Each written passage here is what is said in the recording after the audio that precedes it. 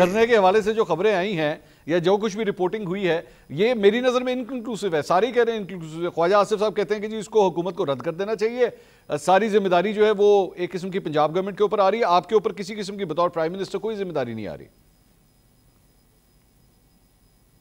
دیکھیں, جہاں تک یہ پہلی بات ہے آپ کی اسٹیبلشمنٹ کی جو بات ہے, میں کہتا ہوں یہ میں اس کو کلیئر نہیں کر سکتا کیونکہ دو رخ ہوتے ہیں اس بات کے, ایک اسٹیبلشمنٹ کا ایک میرا.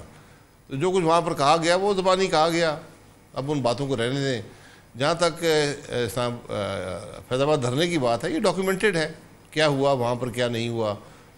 کمیشن بنا سپریم کورٹ کے کہنے پر, انہوں نے سوال پوچھے. میں نے سب سے پہلے کمیشن کو کہا کہ میں تمام ذمہ داری قبول کرتا ہوں, اس دھرنے کو مینیج کرنے میں جو حکومت کا رول تھا, جو کسی حکومت کے اہلکار نے کیا, وہ میری ذمہ داری بنتی ہے کیونکہ میں پرائم منسٹر تھا, میں ذمہ داری سے علیحدہ نہیں ہو سکتا.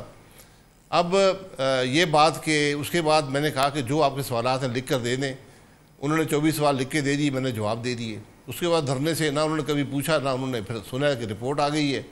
تو پہلی بات ہے کہ اس رپورٹ کو پبلک کر دیں, اس کو چھاپ دیں تاکہ عوام خود نتیجہ اخذ کر لیں کہ لکھا ہوا کیا سوالات پوچھے گئے تھے, کیا جواب آئے ہیں. دوسری بات یہ ہے کہ اس میں کوئی تعلق اس دھرنے کا پنجاب حکومت سے نہیں ہے. ٹھیک ہے, پنجاب حکومت جو ہے وہ انہوں نے اس معاملے میں کوئی رول ادا نہیں کیا. نہ انہوں نے دھرنے کے آنے میں رکاوٹ ڈالی, نہ انہوں نے دھرنے کو مینیج کرنے میں کوئی مدد کی. یہ ان کا فیصلہ تھا اور میں اس فیصلے کا احترام کرتا ہوں. وہ بھی ایک حکومت تھے, انہوں نے یہ فیصلہ کیا. وہ اس وقت شدید دباؤ میں تھے جو ماڈل ٹاؤن کا واقعہ ہوا تھا, تو وہ اس بات سے خائف تھے کہ کوئی یہاں پر بھی جانی نقصان ہو گیا تو ان پہ مزید یہ جی آئی ٹی بن جائیں گی اور طرح طرح کے الزامات لگ جائیں گے, پرچے درج ہو جائیں گے. تو وہ بالکل اپنے آپ کو اس معاملے سے انہوں نے نکال دیا. لیکن اسلام آباد کے پاس اتنی نفری تھی کہ اس معاملے کا مقابلہ کر سکتے, کوئی ایسی مشکل بات نہیں تھی. ہماری اسٹریٹجی بھی تھی, لیکن وہ اسٹریٹجی جو تھی وہ جب اسلام آباد ہائی کورٹ نے آرڈر دے دیا کہ آپ جناب 2 دن میں اس سارے معاملے کو درست کریں, تو اس کے بعد وہ اسٹریٹجی بھی ہمارے ہاتھ سے نکل گئی. اور بدقسمتی ہے کہ سارا کچھ ہوا, لیکن بہرحال بغیر کسی جانی نقصان کے معاملہ نپٹ گیا. اس وقت اسلام آباد پولیس ٹوٹلی آپ کے آرڈرز کو ایکسیپٹ کر رہی تھی؟ اسلام آباد پولیس ہمارے آرڈرز ایکسیپٹ کر رہی تھی اس وقت تک جب تک کورٹ آرڈر نہیں آیا. میں نے اس معاملے میں صرف ایک میٹنگ کی جس میں یہ فیصلہ ہوا کہ ہم ان کے جو یہ لوگ ملنے آتے ہیں اور جو کھانا بناتا ہے اور جو اسپیس ہے فزیکل, اس کو تھوڑا اسکویز کریں گے, اس کو کم کریں گے تاکہ ان کو بھی اس معاملے کی شدت کا احساس ہو. ٹھیک ہے. ہم نے پھر یہ بھی فیصلہ کیا کہ اس میں کیا ہوگا, اس کی ڈیٹ کیا ہوگی, وہ اس کا فیصلہ بھی پرائم منسٹر ہی کرے گا. یہ ہماری صرف ایک میٹنگ تھی جو میں نے چیئر کی تھی. بہرحال اس کے اگلے دن ہی ایک نوٹس, ایک پٹیشن آ گئی اسلام آباد ہائی کورٹ میں, اور تیسرے دن اس کا فیصلہ سنا دیا گیا کہ 2 دن میں پولیس جو ہے وہ اس دھرنے کو ریموو کرے اور فورس کا استعمال نہ کرے. ٹھیک ہے. اسلام آباد پولیس نے کہا جی ہم نے ان سے کہا کہ بھائی ہم نے فیصلہ کیا ہوا کہ ہم اسی ٹائمنگ طے کریں گے. انہوں نے کہا کہ نہیں, یہ ٹائمنگ اب آپ طے نہیں کر سکتے, یہ اب ہمیں آرڈر آ گیا ہائی کورٹ کا, ہمیں کنٹمپٹ لگ جائے گی, تو ہمیں کارروائی کرنی ہے. انہوں نے ایک کارروائی کی جس کا بڑی شدت سے مظاہرین نے مقابلہ کیا اور پولیس پسپا ہو گئی. اس کے بعد پھر کوئی اور چوائسز نہیں تھی, پھر جو کچھ ہوا وہ آپ کے سامنے ہے. اچھا, یہ اس سارے معاملے کے اندر فی الحال جو رپورٹ جتنا پارٹ بھی مطلب رپورٹ ہوا ہے اس کے مطابق تو جنرل فیض کو ایک کلین چٹ مل چکی ہے, لیکن ایک اور معاملہ ہے جس کے اوپر انکوائری شروع ہو گئی ہے اور باقاعدہ طور پہ وہ بھی رپورٹ ہو چکا ہے, اور وہ ایک ہاؤسنگ سوسائٹی کے حوالے سے ہے اور اس کے مالک کے حوالے سے ہے. آپ آخری سال میں پرائم منسٹر تھے اور یہ اسی ٹائم پیریڈ کی بات ہے, آپ کے پاس کوئی انفارمیشن تھی کہ جنرل فیض کے ساتھ یہ معاملہ ایسوسیٹڈ ہے؟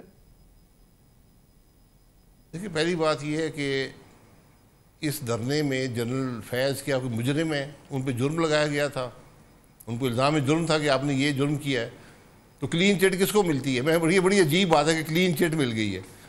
اس جو نیگوشیشن تھی اس کے انچارج حسن اقبال صاحب تھے, جنرل فیض ان کی مدد کر رہے تھے, جو ڈی جی سی تھے اس وقت, اور جو مظاہرین تھے ان کی یہ زور تھا کہ اس میں کوئی فوجی افسر شامل ہو تو وہ جنرل فیض ہی تھے.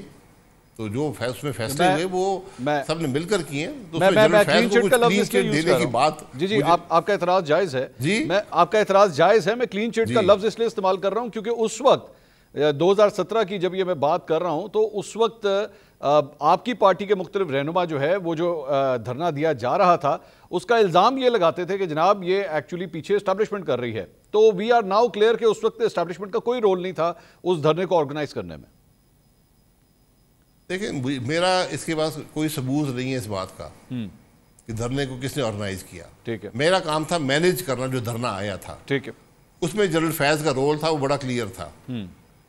اس میں ان پہ کوئی الزام لگانے کا سوال پیدا نہیں ہوتا. میں زندگی میں جنرل فیض صاحب کو شاید 2 دفعہ ملا ہوں. میں ان کو میری کوئی ان سے واقفیت نہیں ہے. تو یہ معاملات آپ یہ دیکھنے کہ اگر آپ یہ الزام لگانا کہ دھرنا کس نے کیا تھا تو پھر میری حکومت سے رائے یہ ہے کہ ایک نیا کمیشن بنا دیں جو اس بات کی تحقیق کرے کہ دھرنا کیا کس نے تھا. ٹھیک ہے. وہ پھر بات آگے جائے گی, اس کے مطابق تحقیق ہوگی. یہ جو کمیشن بنا ہے یہ سپریم کورٹ کے آرڈر پہ بنا ہے کہ دھرنا مینیج کیسے ہوا. ٹھیک ہے. وہ اس کی ذمہ داری تو میں قبول کرتا ہوں. اور باقی جو جنرل فیض صاحب پہ کوئی اور معاملہ آپ نے بتایا ہے میرے پاس اس کی کوئی نالج نہیں ہے. یہ کوئی کرمنل آفینس ہے جس کی بات ہے, اور جہاں تک ابھی اسپیکولیٹو خبریں ہیں کہ ایسا آ رہی ہے اخباروں میں کہ آرمی اس کو انویسٹیگیٹ کر رہی ہے.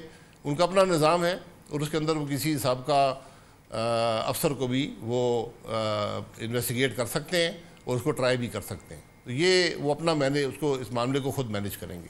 لیکن شاہد صاحب یہ حیرانگی کی بات نہیں ہے. ایک مطلب یہ we are talking about general مطلب, اور وہ اس کے اوپر ایک ہاؤسنگ سوسائٹی کے حوالے سے الزام لگ رہا ہے لیکن ملک کے وزیر اعظم کو انفارمیشن نہیں ہے. یہ بات آپ تک کمیونیکیٹ نہیں ہوتی تھی؟ کیا کمیونیکیشن کے چینلز موجود نہیں تھے؟ دیکھیں اس وقت جو ہے وہ کوئی ایسی انفارمیشن ہمارے پاس نہیں تھی کہ آرمی کسی کو پروسیکیوٹ کر رہی ہے.